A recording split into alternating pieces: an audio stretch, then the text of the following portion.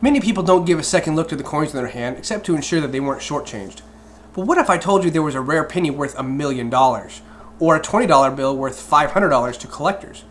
Now the chances of finding those are next to impossible, but there are other coins in circulation that are worth much more than their face value to collectors due to their historical significance. These round pieces of nickel and copper could represent an important point in our history as Americans. Today I will share with you different pieces of my currency collection so I can illustrate important points in American history and how they changed modern currency. During World War II, the United States had a shortage of wartime metals, mainly copper, which was used for numerous military applications, mainly munitions. The U.S. Mint, which had minted almost 658 million pennies in 1942 using 95% copper, knew it was a major user of the metal and decided to change its composition. According to USPatterns.com, a site that tracks coins that were tested but never minted, the Mint experimented with numerous materials from plastic to metal to find a suitable substitute. Ultimately, the Mint settled on a penny made of 99% steel and a thin layer of zinc. This made available over 1,943 metric tons of copper to be used for the war effort. What is left is a visual reminder of the effects of war on American history. Coins are not the only type of currency that currency collectors collect. Now I will show you what a paper bill looked like prior to 1957.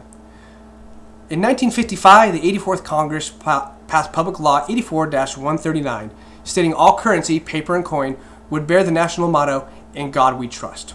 Prior to 1955, all currency looked like this and omitted the motto, which is on the back of the bill.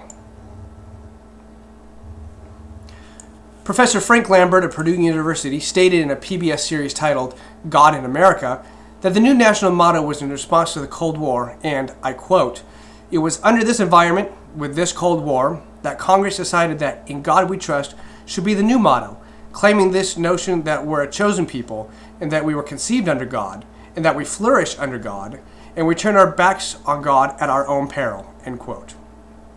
The communist countries decried religion and saw it as a threat to the state and all but abolished all forms of religion, with the exception of very few state-controlled houses of worship. Over a period of a decade, the national motto was printed and engraved on all currency, such as this one from 1957, as a blatant reminder that our nation was a nation of religion and that we as Americans value our beliefs, and contrary to communist ideals. This motto is still with us today, albeit with current controversy rather than unity. Finally, I'll wrap my speech with silver coinage. In 1965, President Lyndon B. Johnson addressed members of Congress and discussed the Coinage Act of 1965. It was the first time since 1792, when the U.S. established the U.S. Mint, that this many changes were being made to American currency.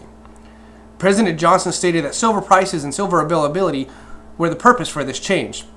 The cost of continuing this practice of making coins out of silver would bankrupt the mint.